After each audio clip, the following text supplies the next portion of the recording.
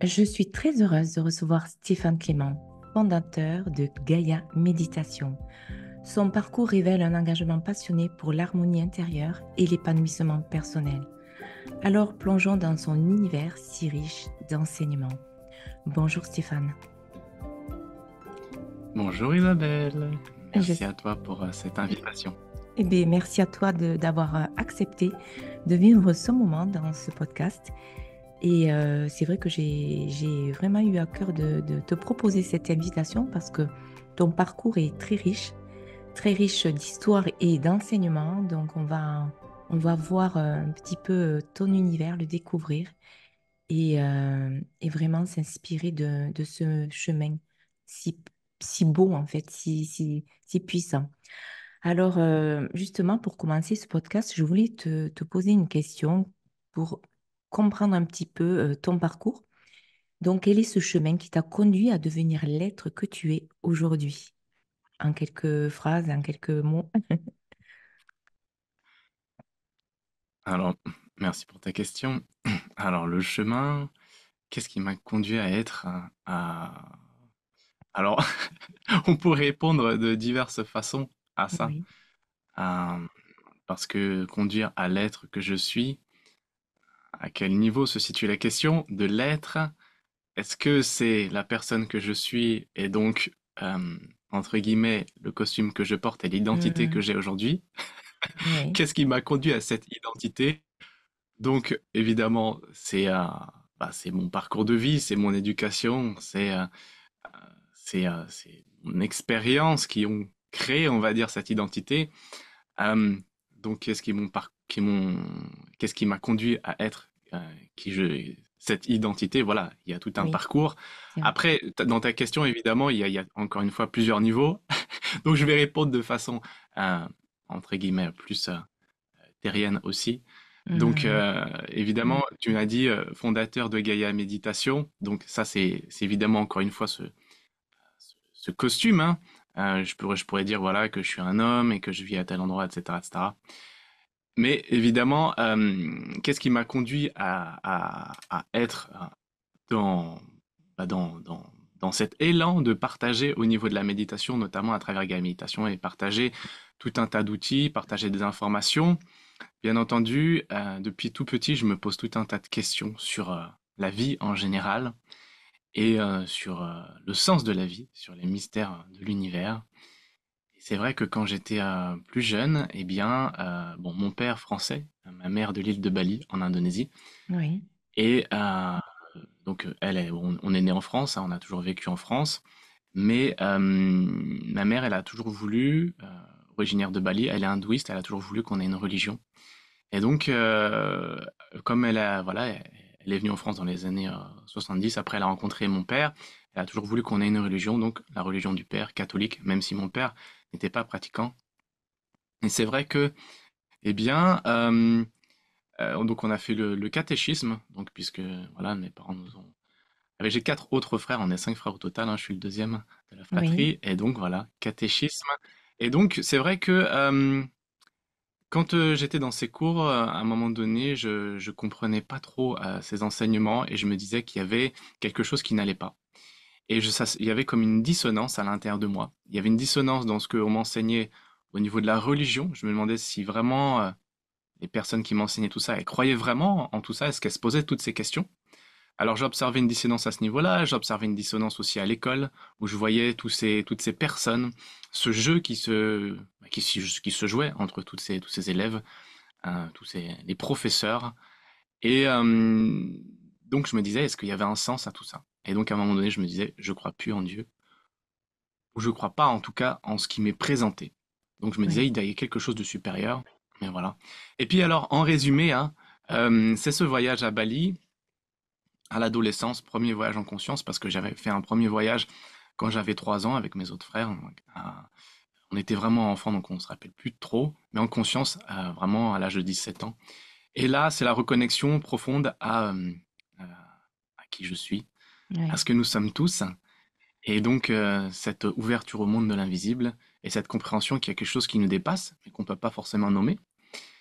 Et puis après, de retour en France, eh bien, on s'est mis à prier tous ensemble, à la façon balinaise, donc au moins une fois par semaine, le week-end, tous ensemble, la famille. Voilà, on a toujours été hyper proches. Et c'est Oui, vrai qu'une fois que tout le monde, quand tout le monde avait fini de méditer, au bout de 20 minutes, une demi-heure peut-être, eh bien moi, je restais dans cette forme d'introspection, à la découverte finalement de qui je suis, de ce que nous sommes tous profondément. Et donc, au fur et à mesure, j'ai cette pratique jusqu'à la laisser tomber. Évidemment, on a toujours des excuses au niveau des études, etc. Et c'est en 2010 où je me sentais un peu moins bien. Là, je me suis posé un soir sur mon lit, je pleurais. Voilà, je te fais vraiment un résumé. oui, Et, euh, et donc, je me suis dit qu'il fallait que je reprenne cette pratique que je faisais quand j'étais plus jeune, cette pratique d'introspection que j'ai appelée la méditation par la hmm, suite. Et cette pratique m'a appris la méditation elle-même. Et j'ai compris que finalement, tout ce que je voyais, c'était simplement mon propre reflet et que en me changeant moi-même, eh bien, je changerai ma propre réalité. Et c'est là qu'en 2014, j'ai cette inspiration plus grande, je dirais cette inspiration de Gaïa, l'inspiration même au-delà même de Gaïa, à créer oui, cette plateforme qui s'appelle Gaïa Méditation. Mais il y a ce nom Gaïa justement parce que il y a cette volonté d'aider le plus grand nombre à grande échelle et, euh, et de fournir des outils notamment pour motiver les gens à méditer, parce que je pense euh, fondamentalement que si tout le monde médite aujourd'hui, eh bien le monde change en un claquement de doigts. Et donc voilà, évidemment, le parcours, on va dire, cette histoire, en résumé, par rapport à ta question de qu'est-ce qui oui, fait que je suis devenu cet être aujourd'hui, voilà, c'est ce parcours. Évidemment, c'est encore une fois un costume et la méditation, elle permet notamment de pouvoir revenir à ce que nous sommes fondamentalement, justement le fondement, l'essence, au-delà de tout ce qu'on croit être, au-delà de tous nos programmes, au-delà de toute cette identification. Donc voilà, oui, c'est un beau par rapport parcours. à ta question, j'ai répondu de façon longue. Mais, Oui, c'est sûr. Mais en tout cas, c'est vrai que c'est beau de voir en fait qu'à un moment donné, il y a eu ce déclic qui a fait que ben en fait tu t'es senti en paix dans ce moment d'introspection. Et c'est là où tu as peut-être pris conscience que ce moment était plus fort finalement que ben, en fait que ces religions, qu'une religion particulièrement. C'est vraiment c'est revenir en soi et c'est vraiment se sentir en paix en soi. Et alors aujourd'hui, vous proposez dans cette plateforme donc Gaïa Méditation toute forme de méditation. Donc ce sont souvent des méditations guidées. Alors particulièrement, je voulais aborder justement la méditation guidée parce que je voulais voir avec toi quels sont les avantages justement des méditations guidées par rapport à la méditation silencieuse. alors je dirais tout simplement, si on n'a jamais médité, une méditation guidée peut nous aider, nous mettre un pied à l'étrier pour nous permettre de goûter euh, au plaisir de la méditation et la puissance de la connexion profonde à soi. Donc évidemment, des méditations guidées, il y a différents thèmes, Oui. mais pour quelqu'un qui est constamment dans la sollicitation extérieure et dans des pensées constantes, C'est ça. voilà, un va-et-vient de pensées, eh bien on a du mal à se calmer. Et si on n'a pas de support, si on n'a pas de musique ou si on n'a pas de méditation guidée, eh bien se poser avec les yeux fermés, simplement, eh bien, ce sera assez compliqué de trouver une forme de calme. Il faut vraiment une détermination, une discipline à entretenir cette pratique au quotidien pour trouver la paix. Hmm, C'est vrai qu'il y a beaucoup de personnes qui me disent, j'arrive pas à méditer. c'est ça. Alors, quand je leur demande pourquoi, j'ai des pensées incessantes, il y a tout qui me vient. Alors, ce que je dis simplement, c'est que, en fait, quand vous posez, vous fermez les yeux, vous êtes déjà en train de méditer, puisque, en fait, la méditation, c'est justement observer. Et observer peut-être à un moment donné que vous avez des pensées qui vont et qui viennent, et c'est cela, en fait, le début de la méditation. C'est de pouvoir comprendre que, eh bien, on a une influence, on est influencé par que ces pensées, déjà, on va se poser les questions, qu'est-ce que c'est que ces pensées aussi, au fur et à mesure.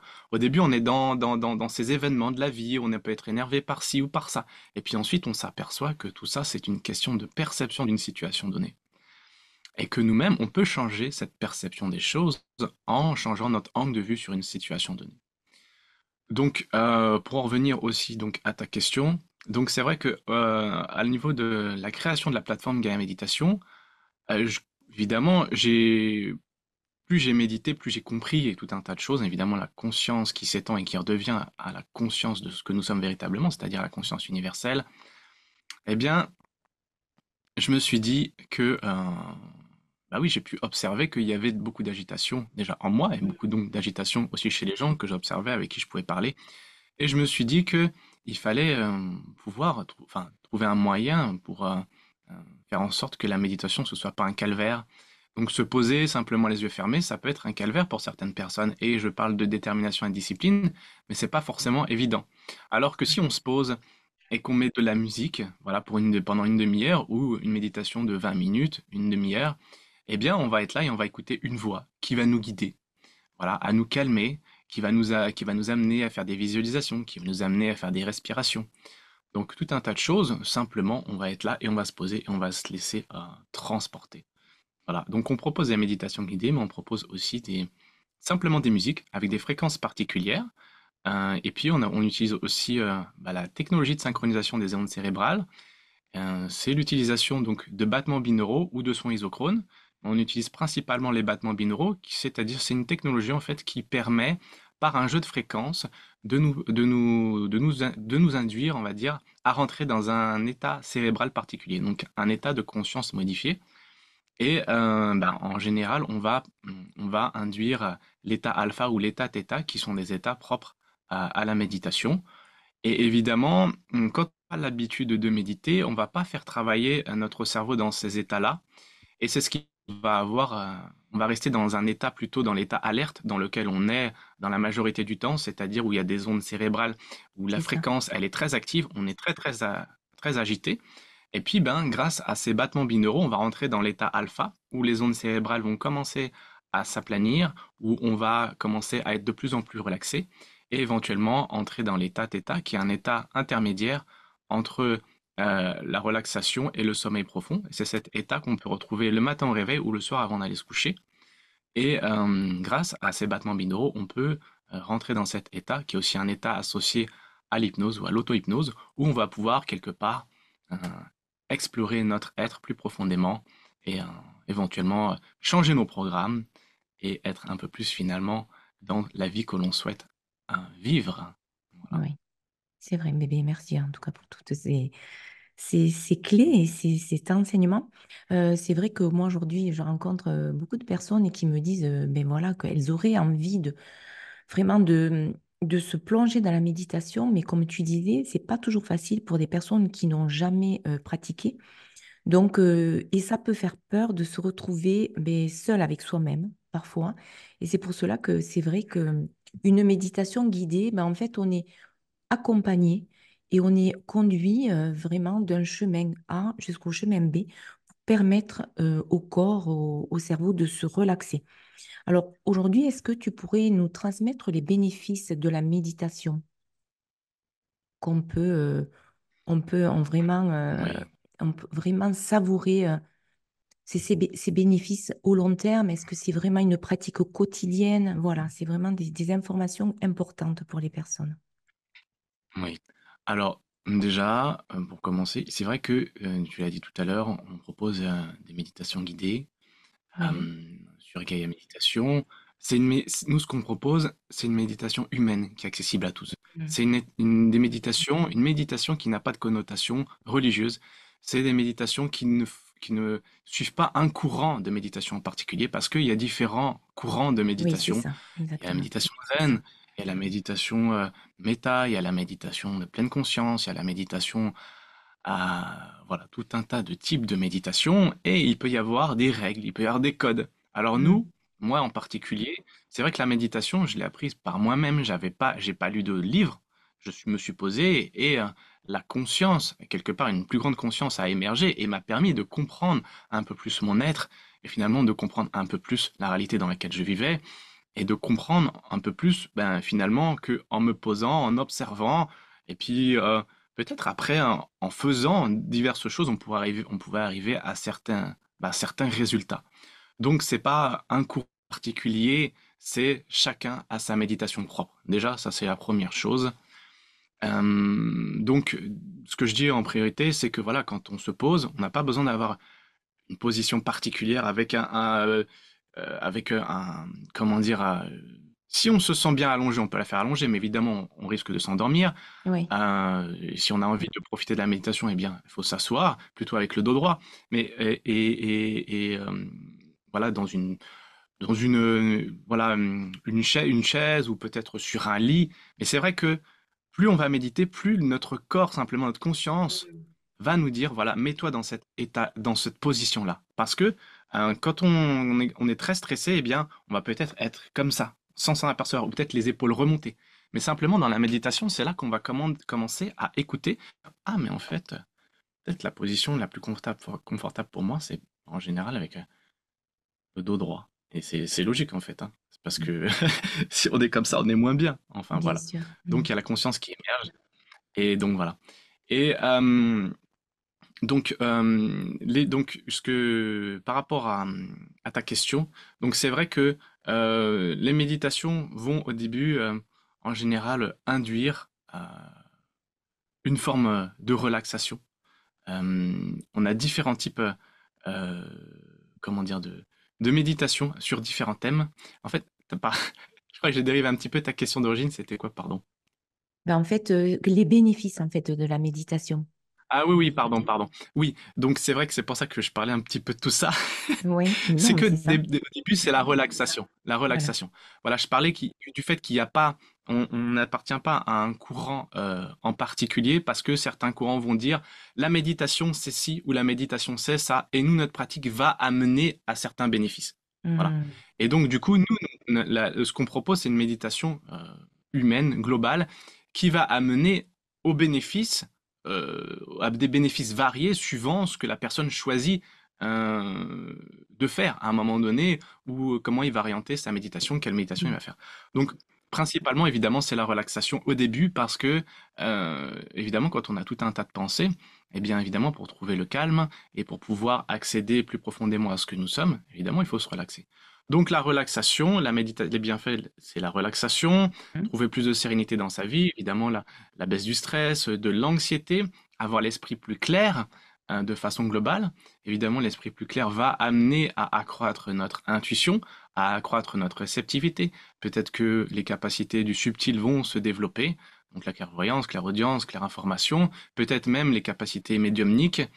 Évidemment, une plus grande ouverture aux autres, une plus grande compassion, une plus grande Hmm, c'est ça. énergie du cœur, je dirais. Donc, tout ce qui va avec la gratitude. Et puis au niveau physique, évidemment, une baisse, on va noter évidemment méditation, une baisse des battements cardiaques, une baisse après de la pression artérielle qui va, plus on va pratiquer, plus évidemment on va avoir une tension artérielle plus équilibrée. Oui. Et puis après, on va mieux dormir, on va mieux digérer.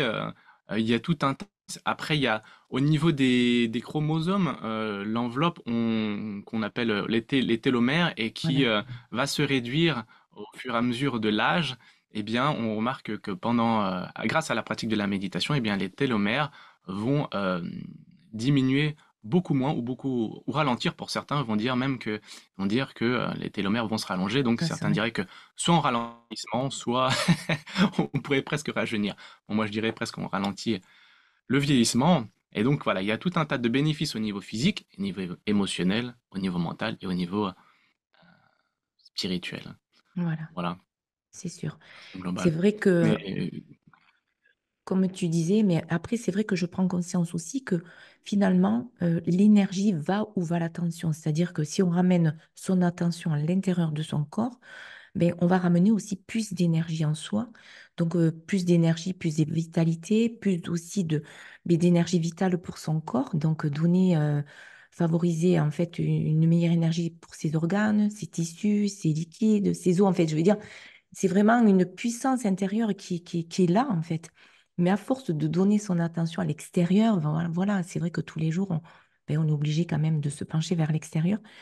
D'avoir des moments dans la journée pour ramener son attention à l'intérieur de soi, ça permet aussi de se donner un rendez-vous avec soi-même, prendre soin de soi, de s'honorer et aussi de goûter à cette immensité finalement que l'on a en soi.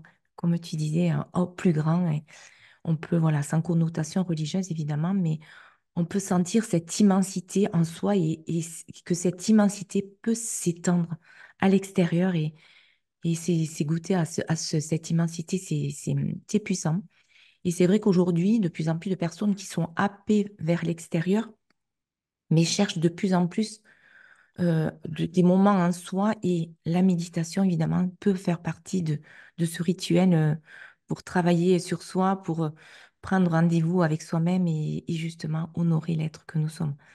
Alors, c'est vrai qu'il y a des moments plus ou moins adaptés pour ces temps de méditation. Moi, ce que je conseille souvent, c'est vraiment des personnes qui ont des problèmes de sommeil particulièrement. C'est, on sait aussi que le sommeil se prépare dès le matin, c'est-à-dire que si on va avoir des temps dans la journée où on va se poser, on va faire même que 5 minutes d'écouter peut-être une méditation guidée, mais ça va permettre aussi à son cerveau, à son corps à s'habituer à des moments plus calmes dans la journée pour éviter de faire monter cette tension intérieure et ainsi arriver au soir avec une tension intérieure qui va être un peu plus, on va dire, équilibrée. Et là, ben, le temps du sommeil va pouvoir s'enclencher et encore mieux avec une méditation guidée parce que justement, elle va accompagner avec une musique particulière. Alors justement, tu parlais justement tout à l'heure de musique. Donc la musique subliminale. Alors, tu en as parlé un petit peu tout à l'heure, mais comment ça fonctionne en fait? Parce que c'est vrai, je t'avoue, je n'ai pas encore écouté de musique subliminale, mais je vais m'y pencher.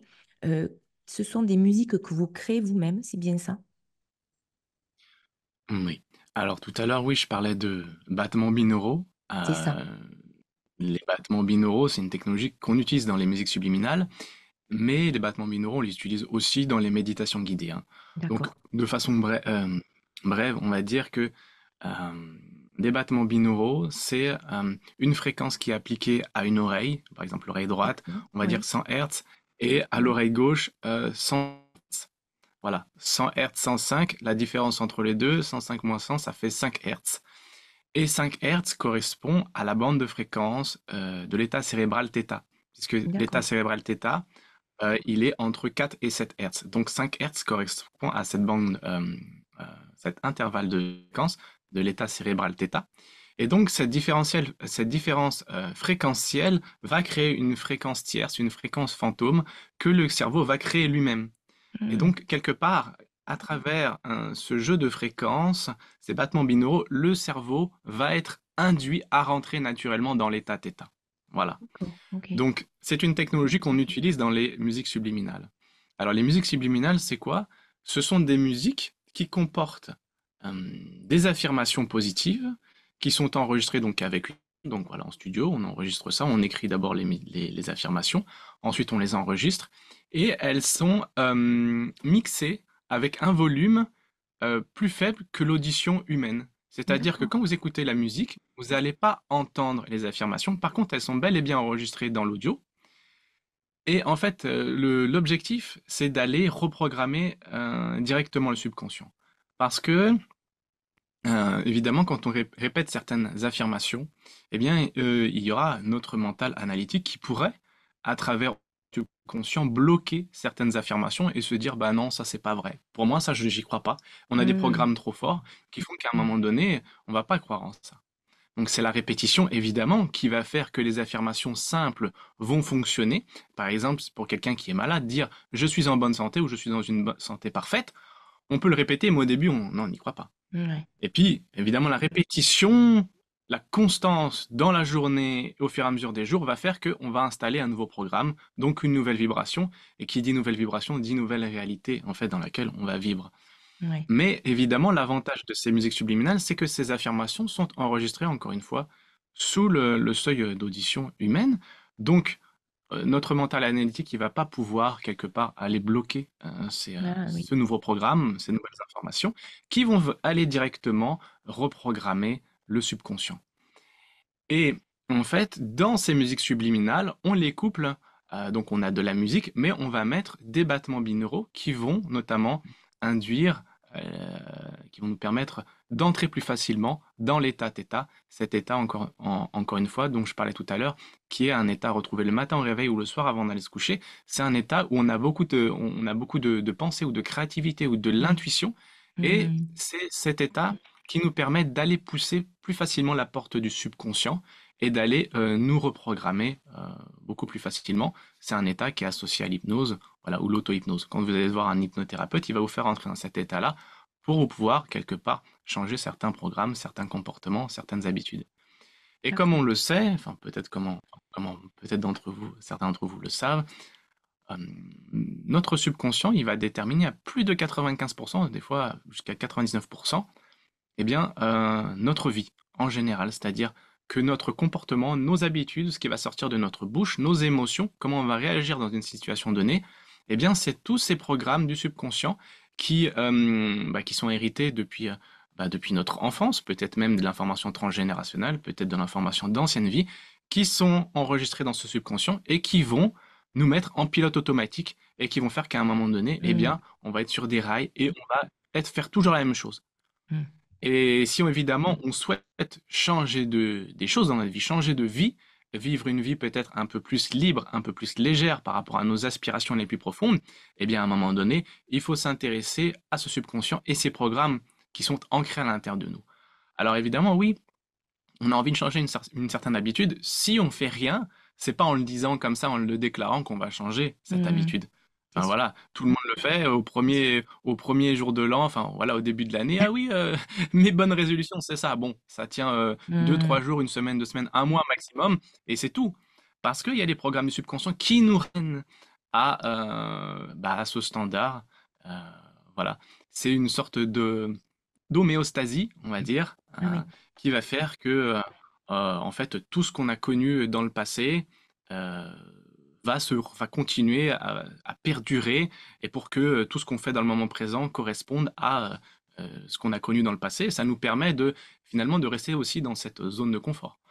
Donc voilà, le subconscient, il a certains aspects puisqu'il va nous permettre au niveau physiologique de ne pas penser à certaines choses, évidemment nos rythmes cardiaques, notre respiration, etc. Il y a tout un tas de programmes qui vont nous servir à bon escient, mais si on souhaite encore une fois changer de vie, eh bien, il faut pouvoir s'intéresser à cette programmation qui crée aussi, on va dire, pour moi, tous ces programmes, toutes ces croyances, toutes ces blessures, tous ces traumas, c'est ce Mhm. qui crée, pardon, notre costume et notre ego en fait. Oui, Notre c'est ego sûr. qui dit moi j'ai raison, toi t'as tort. Et qui crée aussi cette dualité, qui crée ces conflits dans ce monde.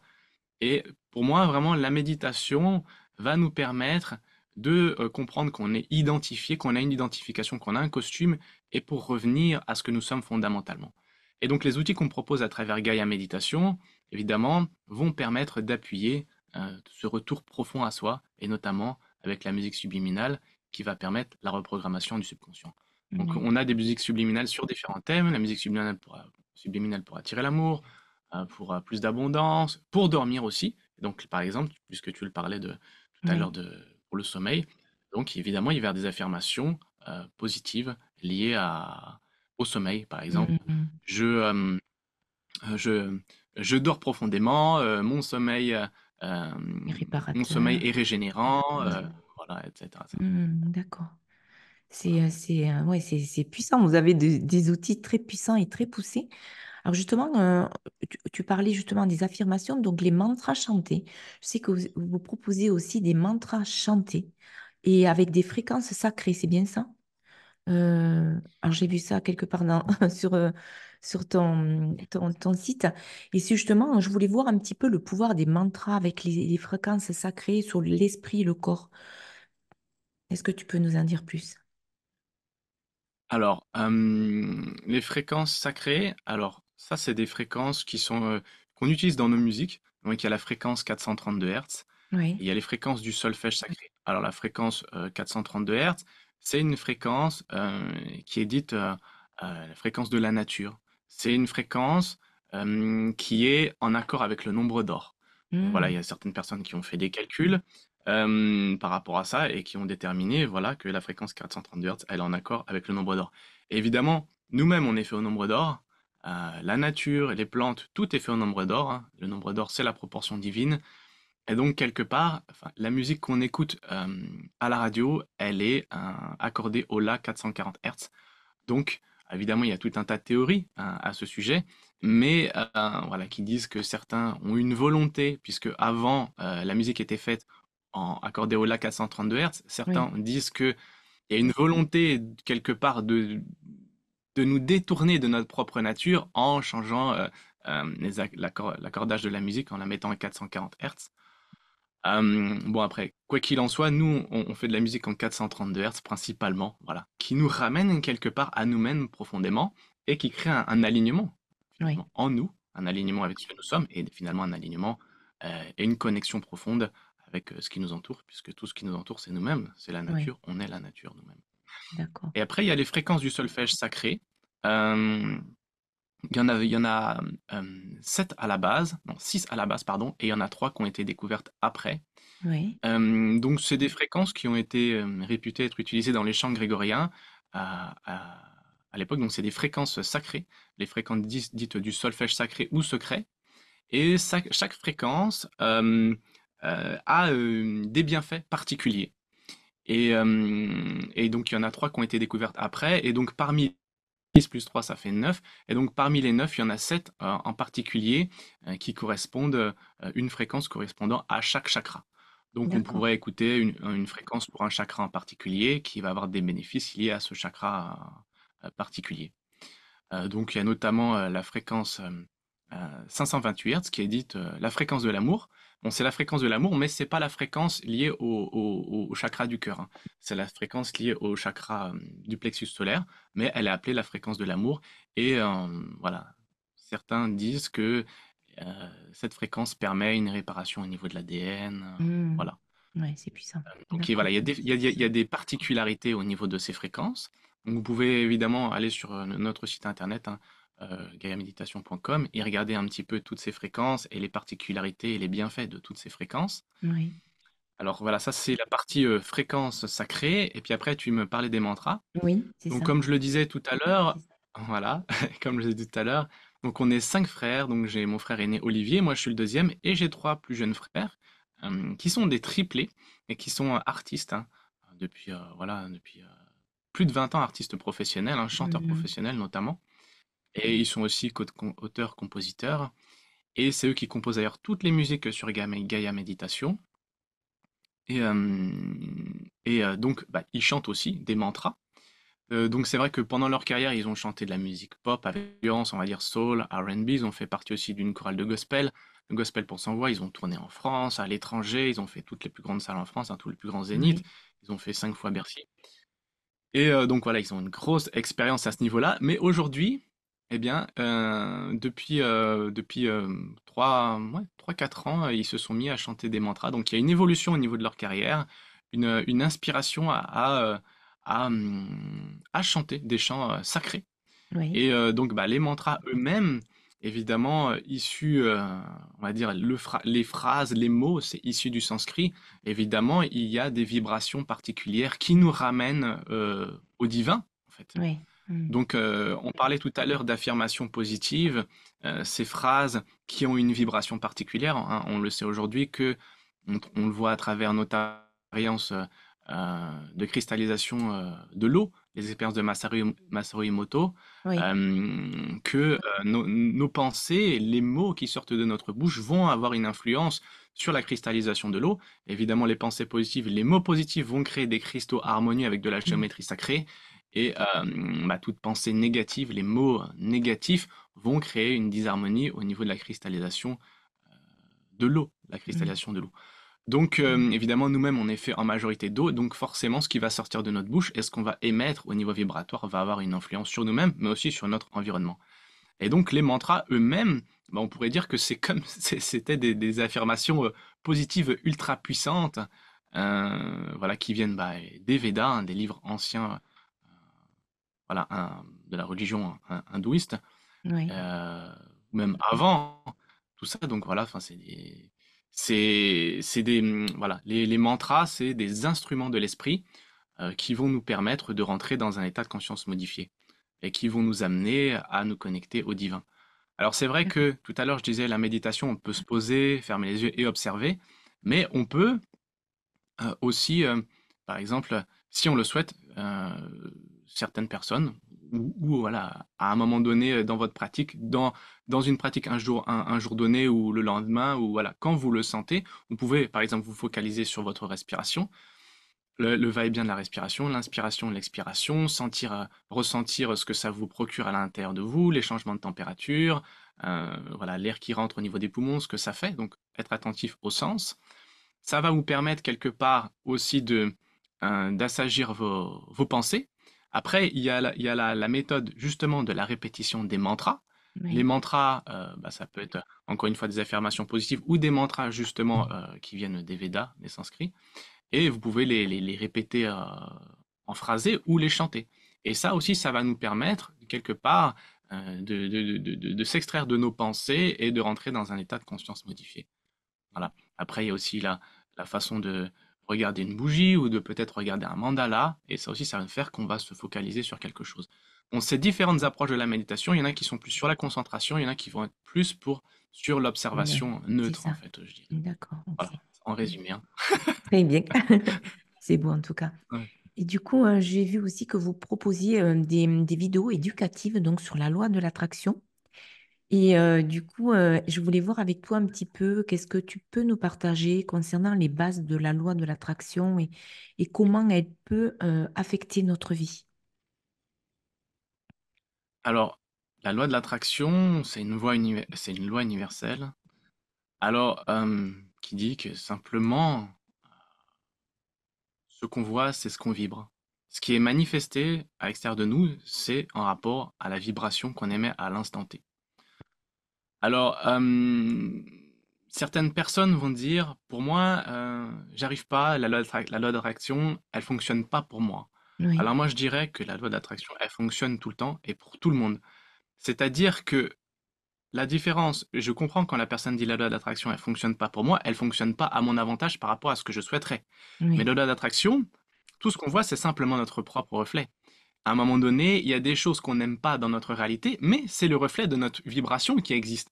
Donc, mm, quelque part, si quelque part, on veut que les choses soient à notre avantage, il faut changer notre vibration. Donc là, on en revient voilà, à se c'est ça. poser la question de ce que nous sommes, Mm, au-delà de ce que je crois être. Donc évidemment, on peut voir, on a une enveloppe physique. Mais la science nous dit que nous sommes à 99,99999% du vide. Mais ce vide, aujourd'hui, on sait que c'est pas du vide, c'est de l'énergie. Donc nous sommes de l'énergie. Et Einstein disait, la matière, c'est simplement de l'énergie dont la vibration a été grandement réduite pour être perceptible par nos sens. Donc la matière elle-même, c'est de l'énergie condensée. Donc au final, la matière, c'est une illusion. On est simplement de l'énergie condensée.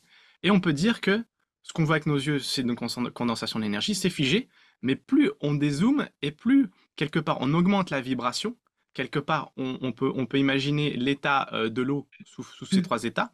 On passe de l'état de bloc de glace où tout est figé, où on est dans des vibrations basses. On active un peu plus les vibrations. On augmente, on arrive dans de l'eau. On est un peu plus malléable. Et puis après, on augmente les vibrations. On est dans de la vapeur et on est totalement libre. Et donc, les vibrations basses, on pourrait dire, on pourrait associer ça aux émotions basses, puisque les émotions basses, la science nous dit aussi que c'est des fréquences basses. Donc, tout ce qui est la peur, l'anxiété, tout ce qui est le stress, la colère, etc., ça nous ramène, ça nous fige dans la matière. Et c'est ce qui fait qu'on ne peut pas, on va dire, changer notre propre réalité. On est emprisonné, on est dans un sentiment de victime. Et à travers, je dirais, la montée au niveau de l'énergie du cœur, eh bien, on est dans une plus grande ouverture. Quand on est dans la joie, on regarde plus que soi-même. On commence à regarder autour de soi. On s'intéresse à d'autres choses qu'à soi. On est beaucoup moins dans l'insécurité, un peu plus dans la connexion aux autres. Et plus on augmente les vibrations, et plus on tend vers l'amour avec un grand A, l'amour inconditionnel, qui nous connecte finalement au divin que nous sommes tous. oui, d'accord. Donc, voilà, donc la loi de l'attraction, finalement, pour moi, elle fonctionne tout le temps. Il faut s'apercevoir qu'on a et comprendre qu'on a un subconscient avec des programmes qui déterminent à plus de 95% notre vie de tous les jours. Et si on s'intéresse à ces programmes, eh bien, on va mettre en place justement tout un tas de choses qui vont nous permettre d'être programmés Et évidemment, la vibration qu'on émettait à un moment donné de façon inconsciente, parce que voilà, on a eu des blessures dans notre enfance, et donc à un moment donné, on va réagir tout le temps de la même façon dans une situation donnée, et peut-être dans un couple, euh, on va toujours imaginer que l'autre, il va nous tromper. Mais alors que l'autre, il vient juste d'arriver dans notre vie, et il a rien à voir peut-être cette personne est totalement transparente et c'est la meilleure personne pour nous, mais avec notre expérience du passé Mm. et nos programmes et nos blessures du passé, on va projeter évidemment tout ce qui s'est passé, notre expérience passée, sur cette personne qui est avec nous dans cette vie maintenant. Et en fait, le passé va constamment influencer finalement notre présent et notre futur. Donc notre futur va être déterminé par notre passé.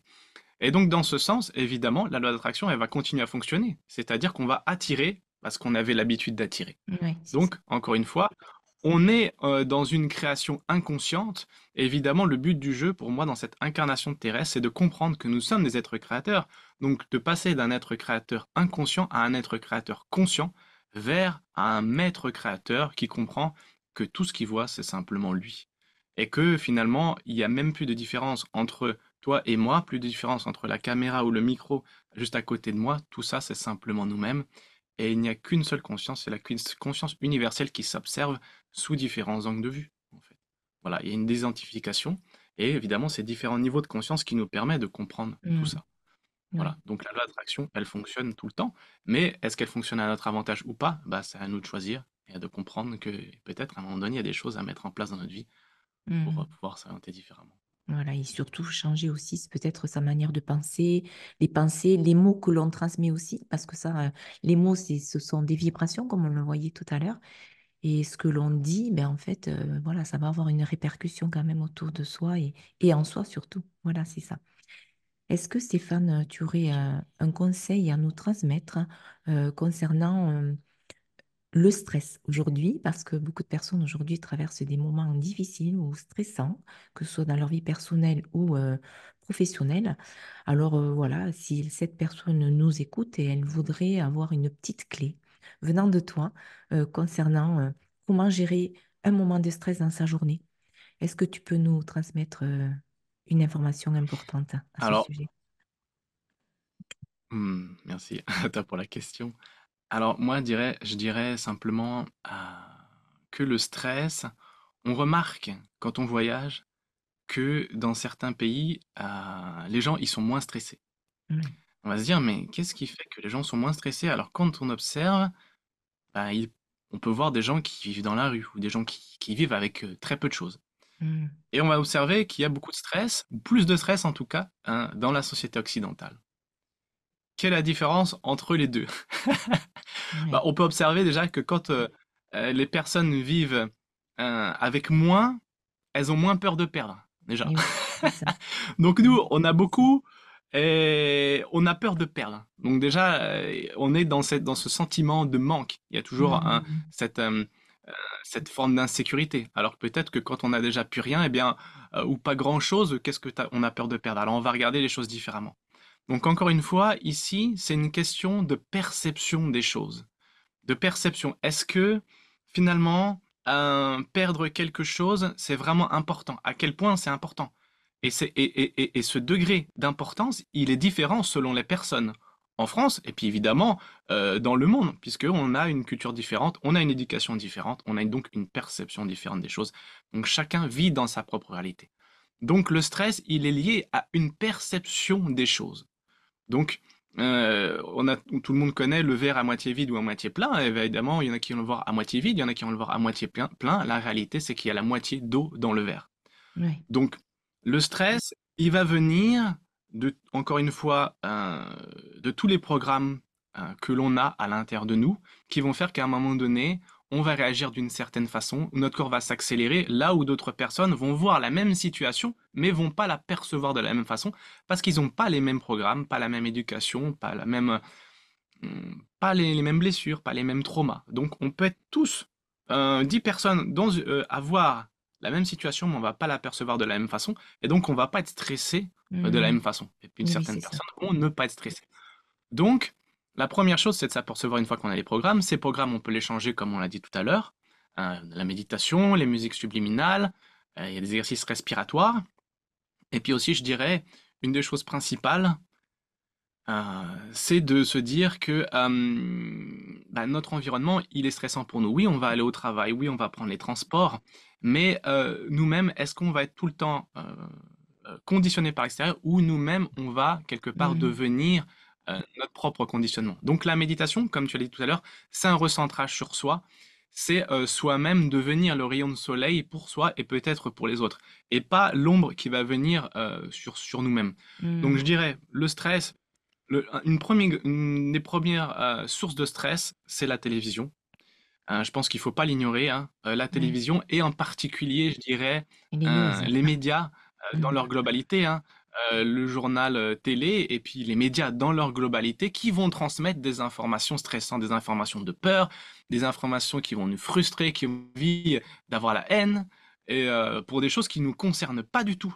Mhm. C'est vrai. Donc évidemment, si on étend pourquoi évidemment ils font ça, parce que eux leur but, on vit dans un monde où c'est l'argent qui domine le système, en tout cas voilà, leur but c'est gagner de l'argent, donc ils savent que en transmettant de la peur, les gens vont être focalisés devant leur télé et vont vouloir suivre la série le lendemain au nouveau journal enfin, du lendemain, qu'est-ce qui s'est passé dans la guerre, je sais pas où, et puis bah on va se nourrir de ça.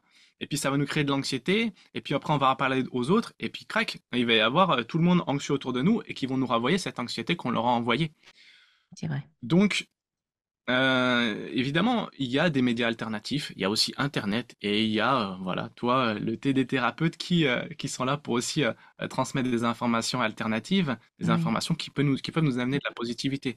Donc, je dirais tout simplement déjà, eh ben voilà, savoir de quoi on se nourrit. C'est ça Simplement exactement. avoir conscience de C'est quoi on ça. se nourrit. Donc, si on s'aperçoit, et je pense que c'est le cas de beaucoup de personnes, hein, je pense que c'est difficile d'être, comment dire, imperméable à ces informations-là, négatives, hein. Je sais pas C'est qui peut être clair. vraiment imperméable. À la longue, ça nous touche, hein, c'est sûr. Mais Même oui. si on dit, ah non, moi, ça me fait rien, à la longue, ça nous touche. Ça Mhm. vient reprogrammer notre subconscient de façon subtile et de façon, je dirais, insidieuse. On va avoir de l'anxiété qui va tourner en boucle, on ne sait pas pourquoi info, après on va aller dans la rue, on va avoir une forme de haine contre les gens autour de nous, alors que ça vient Oui. pas de nous. Donc déjà Ouais. comprendre que, voilà, de quoi on se nourrit. Donc la télé, les informations, bah, on peut les couper, hein. On peut se nourrir, on peut avoir des informations différemment.